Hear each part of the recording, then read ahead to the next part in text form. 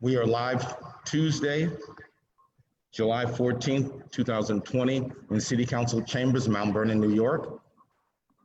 All right, Councilman Griffith, will you lead the body in the Pledge of Allegiance, please?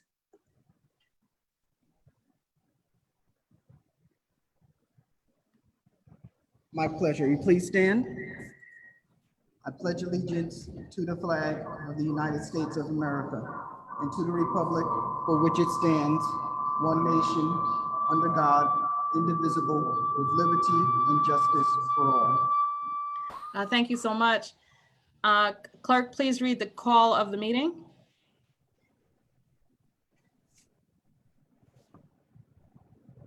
I might also say for the public, when an ordinance only gets 3 votes, we have to vote twice on it. Resolutions pass with 3 votes, but ordinances need 4 or 2 votes of 3. Deputy Clerk, you ready to proceed with the call of the meeting? Yes, ma'am. Thank you. Welcome to the special City Council hybrid meeting today, July 14th, 2020 at 8:30 a.m. in the City Council chambers. There's also a hybrid being broadcast via Zoom, web broadcasting, and facebook.com/MOUNTVERNONNY. And the purpose of the meeting is to amend the resolution number 4 adopted June 24th, 2020 between the New York Authority and Mount Vernon for the Lincoln Avenue Bridge and Hutchinson River Parkway and any such other business as presented. I'm sorry, roll call. Roll call is Councilwoman Duarte, Councilwoman Farquharson, Councilman Griffith, Here. Councilman Thompson, Here. and Council President Copeland. Present and at home. Legislation and Public Works. Madam President, if I may be allowed to carry the legislation for legislation and public works. Yes, because neither the chair or co-chair is available apparently this morning. So yes, please proceed. And also, Madam President, I have an item that I'd like to present on the floor from the Finance and Planning Committee. Legislation and Public Works. I have an ordinance amending resolution number 4 adopted June 24th, 2020, entitled "A Resolution Granting the State of New York Authority to Perform the Adjustment for the City of Mount Vernon and agreeing to maintain facilities adjusted via state-let contract." So moved. Second. On the question, roll call. Councilman Thompson, I'm sorry, Councilman Griffith, Aye. Councilman Thompson, Aye. and Council President Copeland. Aye. I have an ordinance authorizing the mayor to enter into an agreement with TCC Media. So moved. Second. On the question, roll call. Councilman Griffith, Aye. Councilman Thompson, Aye. Council President Copeland. Aye. Finance and Planning. Thank you, Madam President. I have an ordinance extending a memorandum of understanding between the City of Mount Vernon and 20 South 2nd Square CMV LLC for 13 months. So moved. Second. On the question, Councilman Griffith, I think you should explain that this is a different piece of legislation as the other piece went down. So explain for the public how you can introduce it as new legislation, please. Thank you. Yes, Madam President. The council is allowed to introduce legislation on the floor that was not able to in time be presented. The operators of 20 South 2nd Square CMV LLC discussed with me and the Finance and Planning Committee their desire to have not a 12-month extension, but a 13-month extension because of some financial and some construction work that needs to be completed before they reintroduce their purchase of the building. So with that, we have extended it one additional month, which would terminate 13 months from today. And that is why the legislation has been modified. This is not the exact same legislation that was prepared last week and did not pass the council. This is an adjustment to that legislation that makes it more viable for both the city and for the operator of 20 South 2nd Square CMV LLC. Thank you. Any, excuse me, any questions on the motion? It was seconded, right? I did hear. Yes, ma'am. Roll call? Councilman Griffith, Aye. Councilman Thompson, Aye. and Council President Copeland.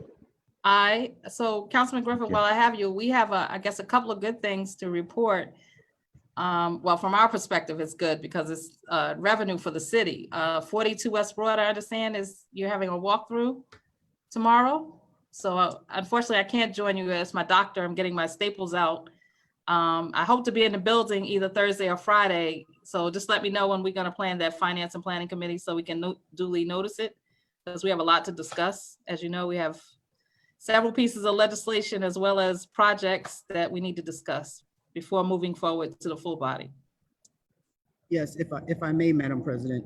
Please. I am going to ask, I know everybody's schedules are busy, even in as much as we only have one meeting in July.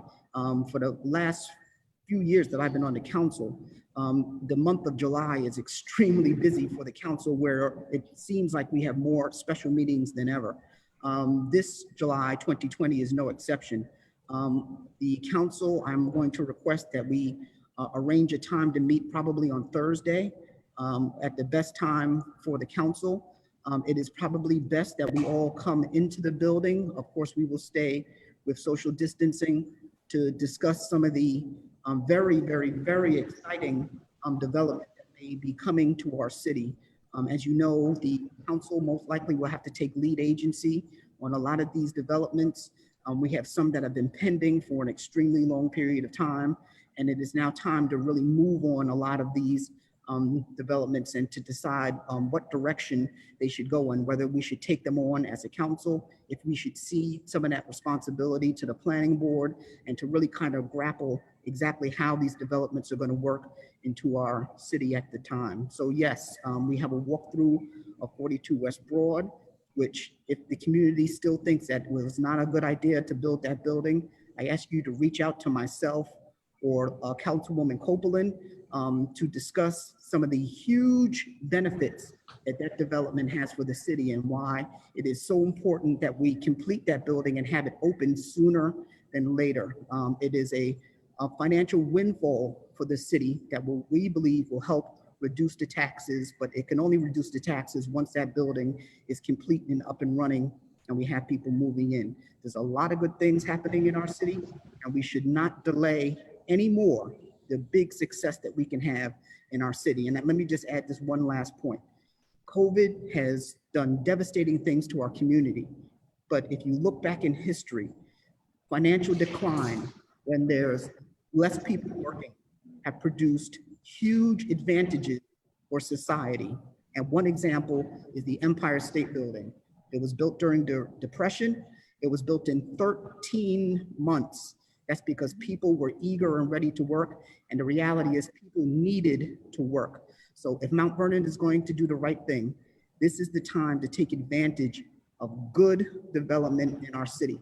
I can trust you that the Finance and Planning Committee is not going to propose or allow anybody to come in here to hurt our city, but it is a deep level of understanding the reality of who we are, what our city can sustain, and what could come to our city. And that's going to be the decisions that we make to greatly move this city forward. This is going to be in 100-year decisions that we make in the next few weeks and months coming from the city council. So I'd like everybody to work through the deputy clerk to see what is the best time to come in on Thursday, so we can let some of these developers know what time we want for them to present to us, and we can go forward from there. And it may be, and this is not going to be a quick meeting. This meeting will probably last no less than an hour. So we really need to come in and decide and what time we can come in and allocate quality time to look at these developments and where we go from here. So thank you, So- Madam President. You also want to update them on our call with the hospital, all of us in the hospital, because you were on that one. Yes, we had a very high level, robust call with Dr. Phil, as we call him. His name slips me, but the CEO of Montefiore Medical Group, if you will. We've had representatives from the federal government, multiple representatives from the state government. County legislator Lyndon Williams was on, myself and Council President Lisa Copeland was on, people from the nurses unions and representatives across the board to really talk about how important it is to retain a hospital in our city. We've talked about everything. We've also told them about the forward thinking that's going on in the city with all of the development that's possibly coming. And it was a very honest, open discussion. We have lots of things to think about, and we have negotiations to do to protect the health of our city. And it's not just Mount Vernon and the 4.2 square miles here. This will affect New Rochelle, Pelham, the North Bronx, Yonkers, Bronxville. If you think that this hospital can close and it won't have a major impact on Lawrence Hospital, New York Presbyterian Lawrence Hospital in Bronxville, you're sadly mistaken. So the hospital has some realities. Mount Vernon has some realities. We openly discuss them. I can tell you that we really need to buckle down and figure out exactly what we need in our city so that we can come to a resolution that will benefit everyone. We can't walk in with these unrealistic goals. We can't walk in with pipe dreams. There's a reality here about how we save this hospital and really how we save this community. And one thing that we talked about, and I don't think it's wrong for me to bring this in, if it's a matter of having a different hospital operator operating that hospital, that is not off the table. So I can tell you that the mayor's team, the council, county legislator, state officials, federal officials were totally on board to discuss this.